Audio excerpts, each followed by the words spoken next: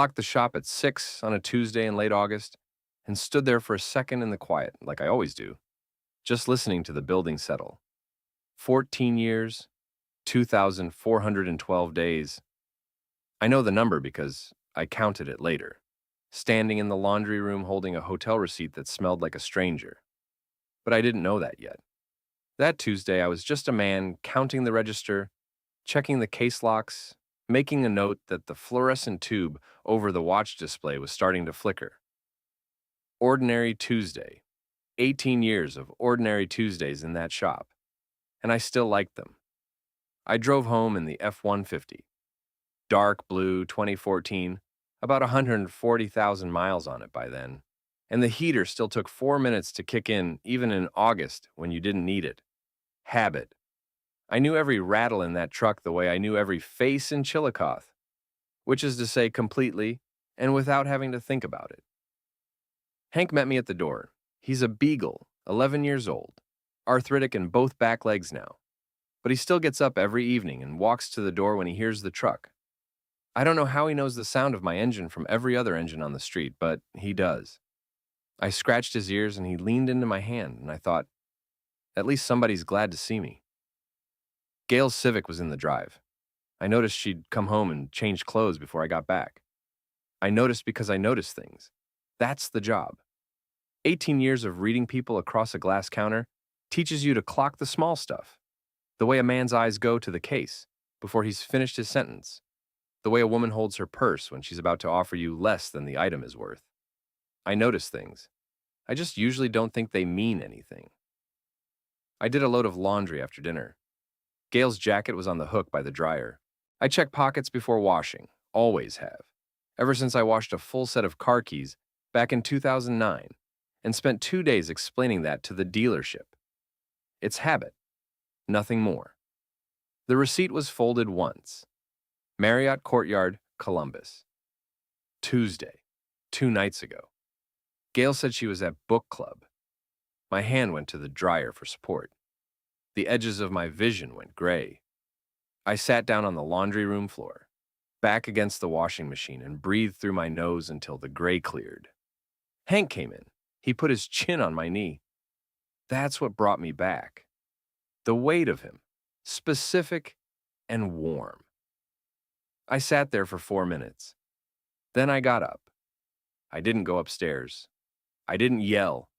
I folded the receipt and put it in my shirt pocket. I finished the laundry. Next morning, I went to work early, opened the shop before 7, and pulled out the spiral notebook I keep in the center console of the F-150 for inventory notes. I wrote one line. August 19th, Marriott Courtyard, Columbus. 187. She said book club. Then I opened the shop and waited for the first customer of the day. Over the following week, I found the other things. I didn't tear the house apart looking. I just paid attention the way I always had, except now I was writing it down. A lace bra behind the dryer that wasn't Gail's style and wasn't her size. A cologne smell on the collar of her work blouse. Something expensive, something a Chillicothe man doesn't wear. I noted each item in the notebook with dates. Standing in the laundry room again, 1 week after finding the receipt, I made the decision. I would not move until I was ready. Nora was 16. The shop was mortgaged. I knew this town. Everybody knows everybody in Chillicothe. And a man who blows up his life in public loses the narrative before he opens his mouth. I'd seen it happen. A guy I knew from the hardware store found out his wife was running around, and he called her out at the fall festival in front of about 300 people and screamed himself red in the face, and 6 months later, she had the house and the sympathy vote, and he was renting a room above the laundromat on 2nd Street. That's not how I wanted this to go.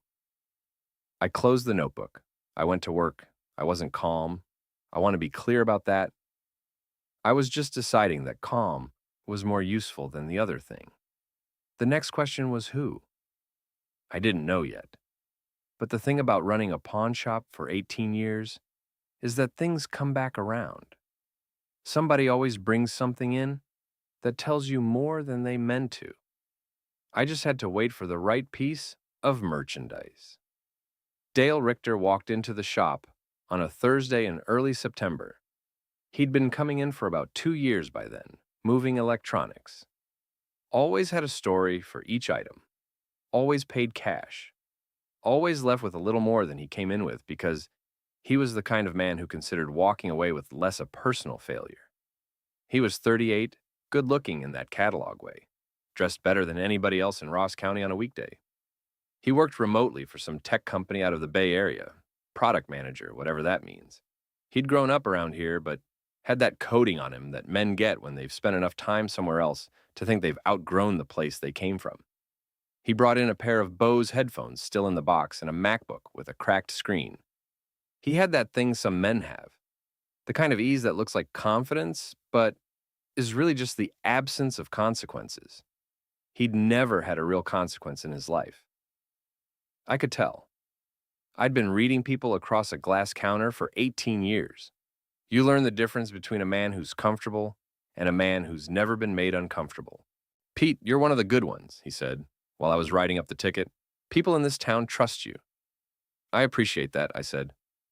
"Columbus twice this month," he said, like he was bragging a little. "Client meetings, brutal schedule." "I bet," I said. I gave him $340 cash. He left. I wrote it in the notebook that night. September 4, Dale Richter. Bose QC45 plus MacBook Air M1. $340 cash. Said Columbus twice this month. 3 weeks later, I followed his silver Audi A4 from the shop parking lot. It wasn't a chase. I want to be clear about that, too. It was a tail, patient, 2 car lengths back, through town, and out onto 35 toward Columbus. I knew where I was going before he did. When he pulled into the Marriott courtyard off I-71, I was already parked across the street. I waited 40 minutes. Gale's Civic pulled in. I photographed the lot with my phone. Both cars, same frame, timestamp in the corner. Then I drove home. I didn't speed. I didn't feel anything I'd call rage. More like the feeling of a measurement coming out exactly as predicted. You run a pawn shop, you learn to appraise things accurately. This was accurate. I stopped at the Cross Keys on the way home. It's a working man's bar on Bridge Street, Yuengling on draft, booths with cracked vinyl, a bartender named Lou Crandall who's been there 19 years and has seen everything that ever happened in this town and kept his mouth shut about all of it. Lou set a Yuengling in front of me without being asked. He slid a bowl of pretzels down the bar and said, without looking up, "You look like a man who just confirmed something he didn't want confirmed." I said nothing. Lou said, "Drink that. The second one's on me." That was all. It was enough. I spent the next 3 months building the documentation. I set up a private website, not public-facing, but structured so it could be indexed by search engines if I ever pointed anyone at it. Photos of merchandise with timestamps, scanned receipts, voice memos I'd recorded on my phone during transactions with Dale. Ohio is a one-party consent state. I looked it up. I taught myself enough about web hosting to do it right. I'm not a tech genius. I'm a methodical man with time and a library card. And the library has free computers and a very patient reference librarian named Janet, who helped me figure out the domain registration without asking why I needed it. "I'm not a complicated person," I told Janet when she asked if I was building a business site. "I just pay attention." She smiled and said, "That was more than most people managed." I wasn't angry anymore. I was building something. There's a difference.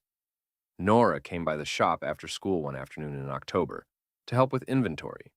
She did this once a week, had since she was 12. She's good at it, organized, efficient, doesn't talk while she's counting. She noticed I was quieter than usual. "You okay, Dad?" "Working through something." "Okay." She went back to counting guitar strings. She didn't push. She got that from me. I drove home that night with the notebook on the passenger seat and thought about what Dale had said. "Pete, you're one of the good ones. People in this town trust you." I thought, yes, they do. And that's going to matter. That night, Gail came home at 10:30. She said traffic from Columbus. I was sitting at the kitchen table. "Where were you?" I asked. "Columbus, work thing. Courthouse closed at 5. "Don't start." "I'm not starting anything." She threw her keys on the counter. You're suffocating me, Pete. You know that? You've been like this for months. I didn't say anything. Just sitting there, she said, watching me, like I owe you a report every time I walk in the door. I just asked where you were. And I told you. She picked up her keys. I'm going to bed. I wrote the date and time in the notebook. By the time she said the thing in the kitchen, I had 11 months of entries. 11 months of dates and amounts and his voice on my phone saying things he shouldn't have said to a man who was writing them down. I wasn't angry anymore. I was ready. I just needed her to give me the trigger. She did. Paula Greer walked into the shop on a Thursday in October. She was new in town, renting the studio above the hardware store on Walnut Street. She needed to sell a small kiln to cover first month's rent. She was matter-of-fact about it. No performance, no story to make the item sound more valuable than it was. She just told me what it was, what condition it was in, and what she needed for it. I gave her a fair price. She didn't flirt. She didn't do that thing some women do where they make you feel like you owe them something for their presence. She just talked to me like I was a person. I realized I hadn't felt like one in a while. She came back the following week to pick up the check. We talked for 20 minutes about nothing important. The town, the shop, whether the hardware store owner was as grumpy as he looked. He is. She laughed when I confirmed it. A real laugh, not a polite one. I watched her walk out and thought, that's what normal feels like. It's called singletune.com, she'd said, somewhere in the middle of the conversation, talking about how she'd been getting commissions. It's how I found 3 buyers in Chillicothe before I even moved here. Independent artists, local buyers, event organizers. It connects the right people. I'd been here 2 weeks before I had my first sale. I wrote it down. I'm a man who writes things down. That night, I looked up singletune.com on my laptop and spent an hour reading through it. I thought about the shop's online presence, which was basically nothing, a Facebook page I'd updated twice in 2019. I made a note. It was a small thing, but it reminded me there was a world outside the notebook and that I was going to need to live in it eventually. Carol Richter called my cell on a Wednesday evening. Her voice was wrecked. She'd found a receipt in Dale's jacket. Same play, different pocket. I don't know what to do, Pete, she said. Sit tight, I said. Don't confront him yet. The timing matters. How are you so calm? I didn't answer that. I just told her I'd call her in a week. That Saturday, I drove to her house on Maple Street. It's a tidy brick ranch that looks fine from the street. Inside, it looked like a place where someone had been working very hard for a long time to keep everything looking fine. Carol sat across the kitchen table from me, coffee going cold between us, and I told her enough to let her know she wasn't alone. I didn't tell her everything yet. Document what you find, I said. Don't move the originals. Photograph them in place first, then put them back exactly where you found them. She looked at me like I was speaking a foreign language. Carol, I've been doing this for 11 months. Trust the process? What process? The one that ends with us both on solid ground. She wrapped both hands around her coffee mug. He's going to say I'm crazy. He's going to say I'm paranoid and reading into things. They always say that, I said. That's why you need the paper. She nodded slowly. She wasn't all the way there yet, but she was listening. Dale was at a Vantage Systems regional mixer at the Majestic Theater in downtown Chillicothe 2 weeks later, a company event open to local business contacts. I was on the original invite list as a local vendor. I went. I was calm. I found Dale at the bar, said hello, made 2 minutes of normal conversation. He was in his element. The handshake, the laugh, the story about the client in San Francisco. While he was laughing at his own joke, I took a clear photo of his company badge. Full name, title, employee ID number, all of it visible. Then I stood near the coat check for about 5 minutes while Dale was on his phone, describing a merchandise deal he'd run through my shop to whoever was on the other end of the line. I recorded 30 seconds of it on my phone. I left before the appetizers. I wasn't there to make a scene, I was there to collect. There's a difference. 2 days after the mixer, Gail found the prepaid phone I use for shop business, a cheap thing I keep in the kitchen drawer, and decided it meant I was cheating. She threw it across the kitchen. I picked it up. That's a business phone, I said. Why do you need a second phone? Same reason you need a second life. She went very still. The kitchen was quiet for about 5 seconds. Don't push me, Pete. I'm not pushing anything. She left the room. I went back to the shop. I called Ruth Haney's office the next morning and got an appointment for the following Tuesday. I drove to her office on Main Street and sat in the F-150 in the parking lot for 6 minutes before going in. I thought about what I had. I thought about what it would do. I had enough to end Dale's career, cost him his marriage, and leave Gail with very little. I could do all of it. I sat there and thought, does that make me the same kind of person? Someone who uses information as a weapon because he can? I decided no. The difference was, I was telling the truth. Every item in that notebook was true. I hadn't manufactured a single thing. I'd documented what happened.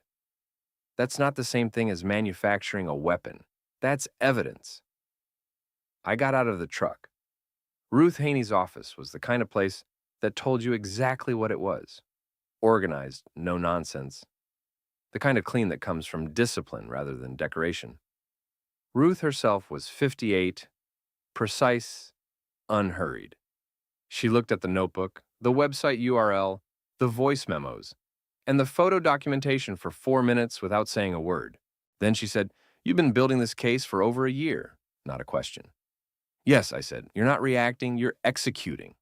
"That's the plan." She looked up. "Mr. Pruitt, I've been doing this for 22 years. I've never had a client walk in with this much preparation. I run a pawn shop," I said. "I know what things are worth." She almost smiled. Almost. "Here's what you have," she said. "And here's what you don't have yet. A witness who can confirm Dale's pattern. 1 data point is a mistake. 2 is a habit. 3 is a character. I need a 3rd point. How do you find the 3rd point?" "Leave that to me," she said. "Keep the notebook current. Don't change your behavior at home. And call me the moment she gives you the trigger." "What trigger?" Ruth looked at me. "You'll know it when she says it." Ruth's investigator found Beverly Stout in Columbus in about a week. Dale's ex, 2 years before Gail. She picked up on the first call. Ruth called me and said, she said, and I'm quoting, "I've been waiting for someone to ask." Beverly had texts, screenshots, a paper trail that would have made my notebook look like a grocery list. She gave everything willingly. She didn't want money. She wanted Dale to stop doing this to people. "She's credible," Ruth said. "Employed, stable, no axe to grind beyond the obvious." She documented everything after the fact, which is actually more useful than real time. It shows a pattern of deliberate behavior on his part, not a one-time thing. "Good," I said.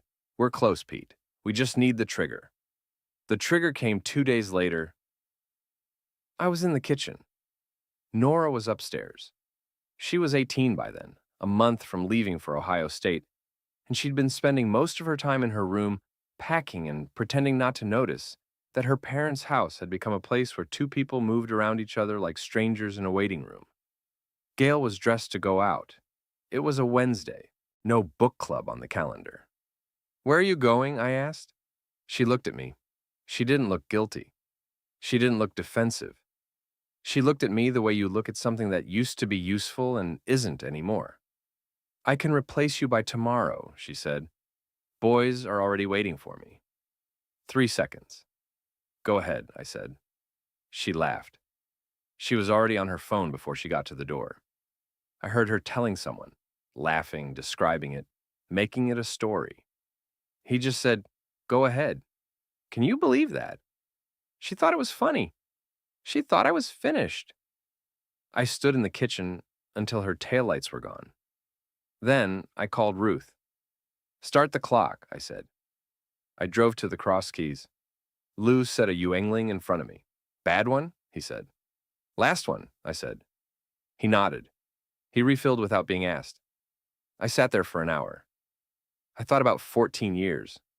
I thought about the laundry room floor and Hank's chin on my knee, and the 4 minutes I sat there before I got up and decided to do this the right way. I thought about the notebook, now 3 spiral-bound volumes, sitting in the locked cabinet at the shop. I thought about Nora upstairs, packing for a life she'd built for herself in spite of everything. I thought about Gail laughing on the phone in the car, telling her friends that Pete just said go ahead. I thought, she has no idea what she just started. I finished my beer and drove home. Ray Pruitt showed up at the shop the next morning.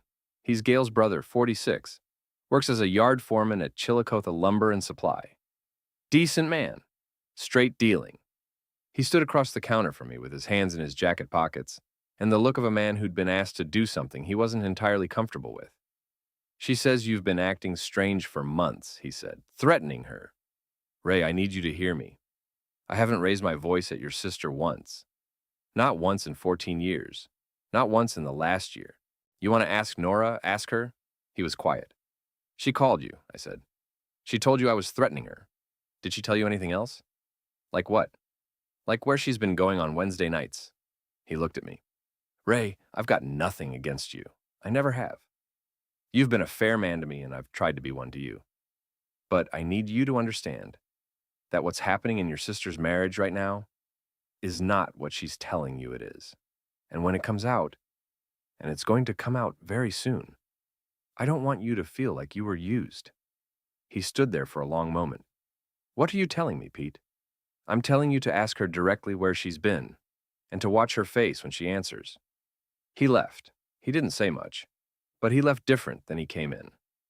Ruth filed the divorce petition that afternoon. She filed it in Ross County Court of Common Pleas, which is where you file in Chillicothe. She filed it with a discovery request attached. Financial records, phone records, the works.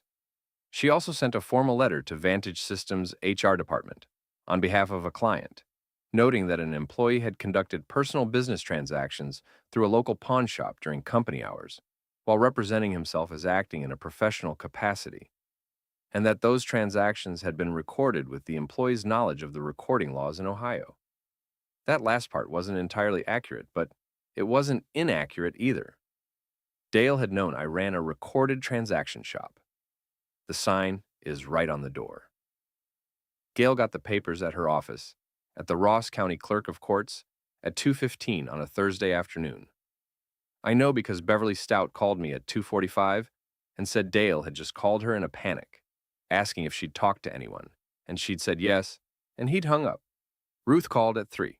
It's moving, she said. Good, I said. Pete, I need you to stay off social media and out of bars for the next 30 days. The cleaner you look, the better the settlement. I'm always clean, I said. I know. I just say it to everyone. I went back to counting the register. That night I told Nora. She came down to the kitchen for a glass of water and found me sitting at the table, and she looked at me the way she does when she knows something's wrong but is deciding whether to ask. Sit down, I said. I need to tell you something. She sat. Your mom and I are getting divorced, I said. I filed today. It's going to be official in a few months, but I wanted you to hear it from me before you heard it anywhere else. She was quiet for a moment. Then she said, How long have you known? About 14 months, and you waited. I needed to do it right. She looked at the table, then she looked at me. Is she okay?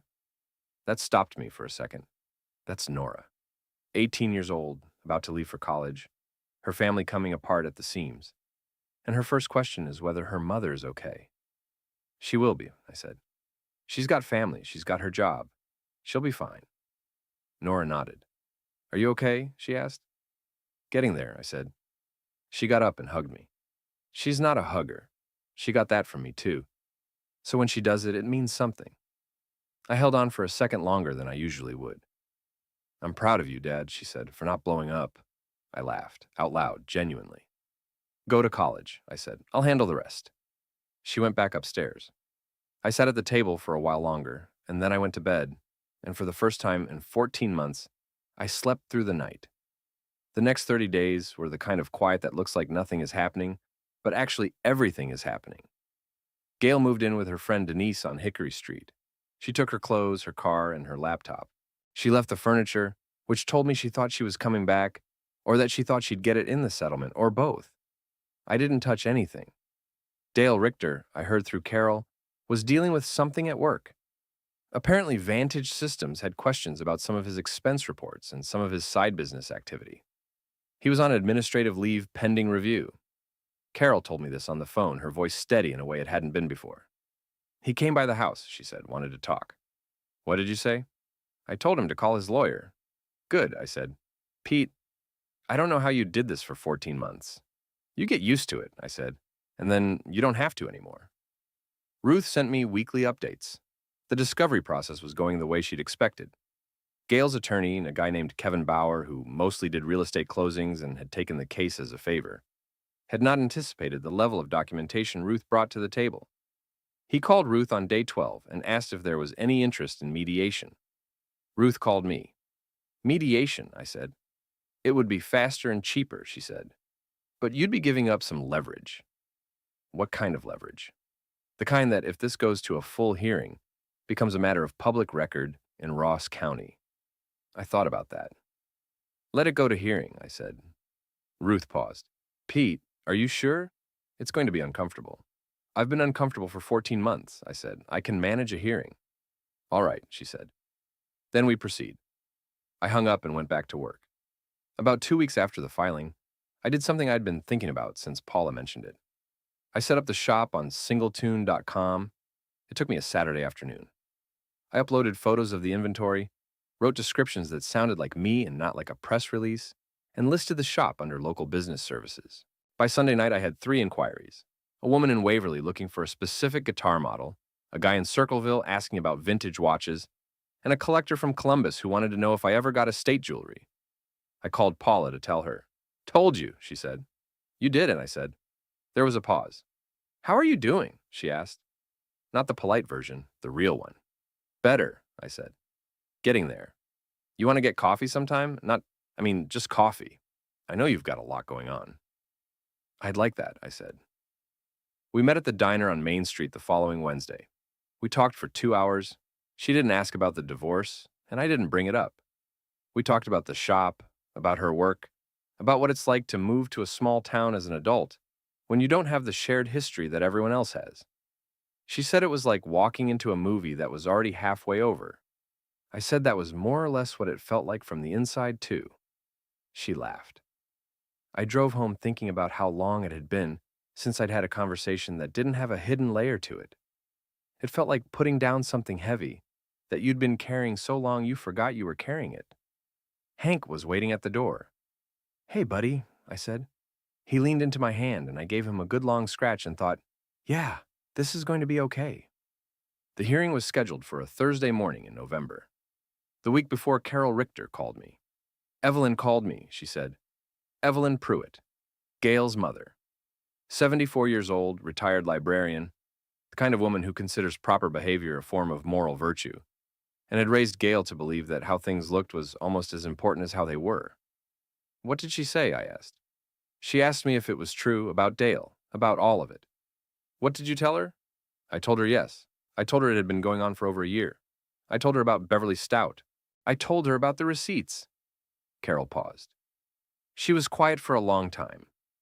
Then she said, I am ashamed of my daughter. And then she hung up. I sat with that for a moment. How are you doing, Carol? I asked. I'm okay, she said. I'm actually okay, which surprises me. It surprised me too the first time I felt it. She was quiet for a second. Pete, for what it's worth, you handled this with more dignity than most people would have. I had a good reason to, I said. After I hung up, I sat in the shop for a while. The fluorescent tube over the watch display had finally given out, and I'd replaced it. And the new one was brighter than the old one, and the watches all looked different in the new light. Better. Clearer. I thought about Evelyn on the phone with Carol, saying she was ashamed of her daughter. I thought about what that costs a woman like that. I didn't feel good about it. I didn't feel bad about it either. It was just what was true. The night before the hearing, Ray Pruitt called me. I asked her, he said, like you said. And? She lied to my face, he said. I could tell. I've known her my whole life, and she lied to my face. I'm sorry, Ray. Don't be sorry for me. I wanted you to know. I believe you. I believed you when you said it in the shop, and I believe you now. That means something to me, I said. Yeah. He was quiet for a second. You're a good man, Pete. Whatever happens tomorrow. Thank you. And for what it's worth, If she'd told me the truth, even now, I would have helped her figure it out. But she didn't, so. I know, I said. That's the part that never changes. It's never the thing itself. It's the lying after.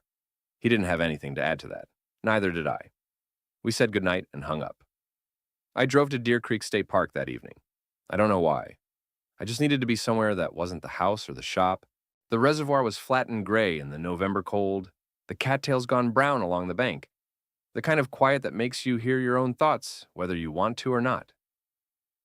I sat on the tailgate of the F-150 for about 20 minutes. I thought about the laundry room floor. I thought about the notebook. I thought about all the nights I'd sat in the kitchen after Gail went to bed and written in that notebook and told myself I was being patient, I was being smart, I was doing this right. And I thought about how many of those nights I'd actually just been sad. Not strategic, just sad. A man in his 50s sitting at his kitchen table, writing in a spiral notebook because his wife had decided he wasn't worth the truth. I cried a little, not a lot, just enough to let it out. Then I got back in the truck, turned the heat on, waited 4 minutes for it to kick in, and drove home.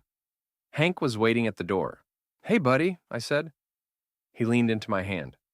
"Tomorrow," I said. "Then it's done." The hearing was at 9 in the morning.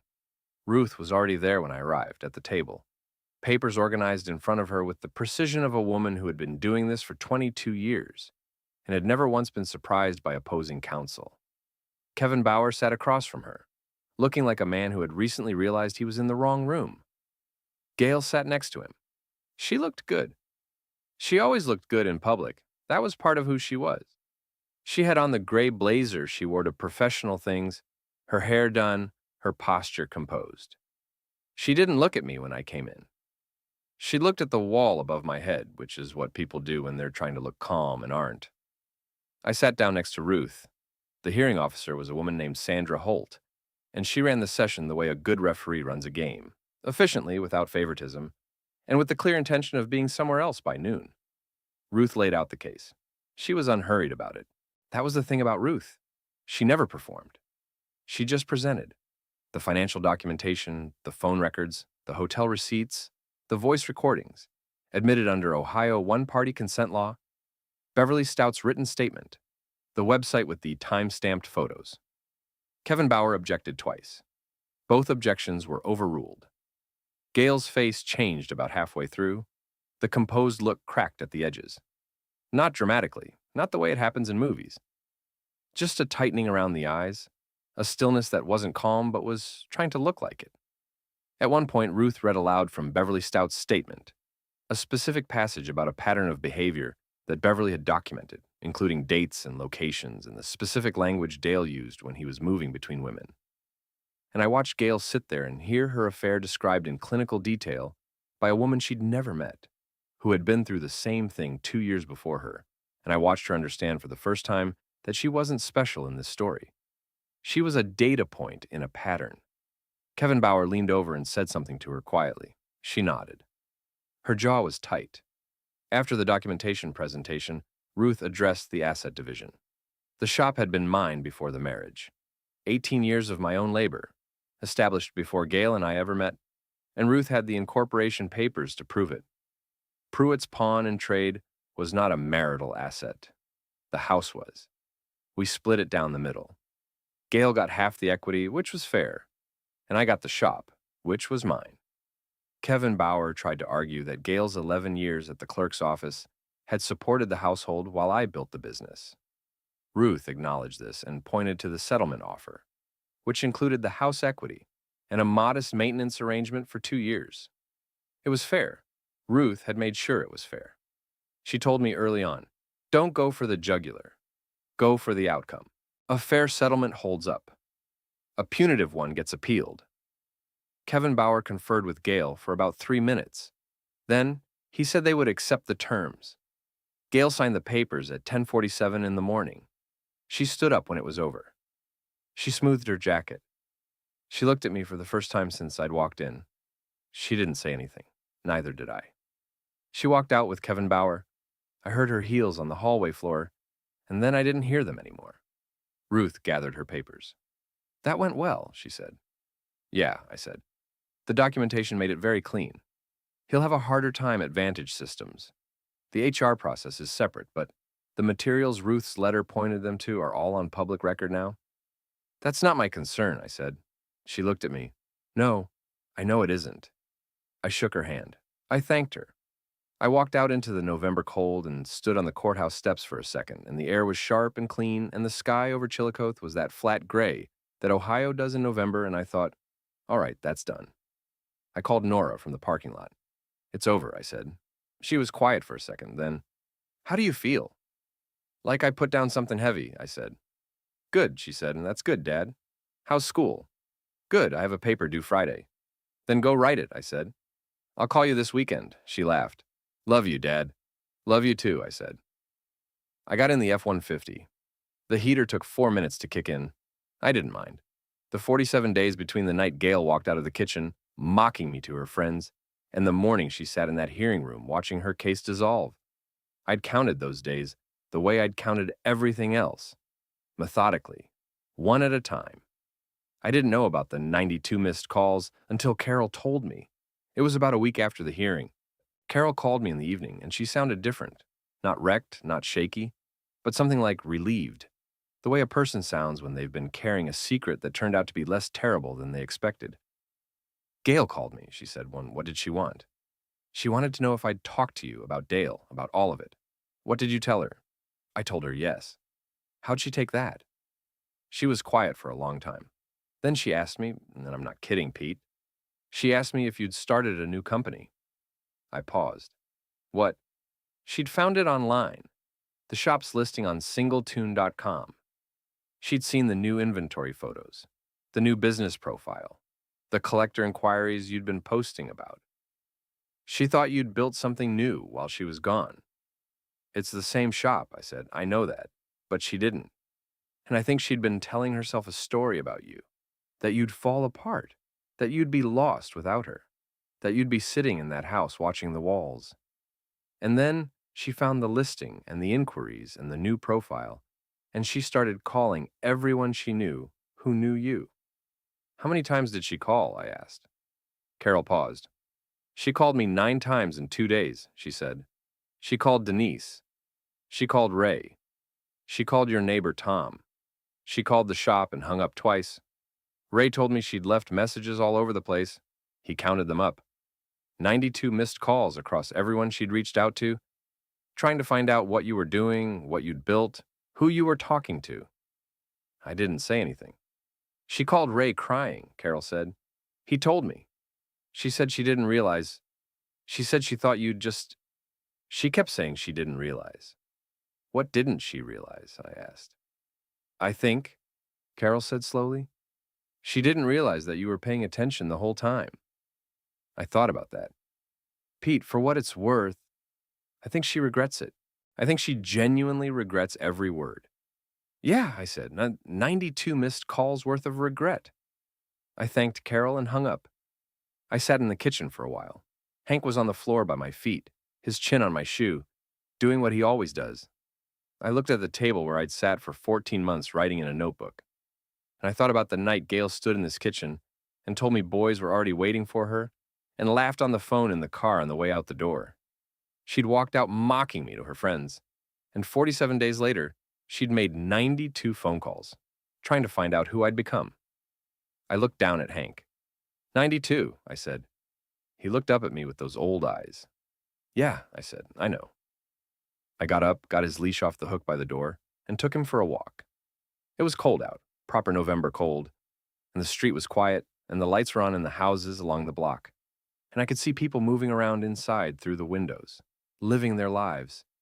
And I thought, yeah, this is mine, all of it. The shop, the house, the dog, the cold, the quiet. Mine.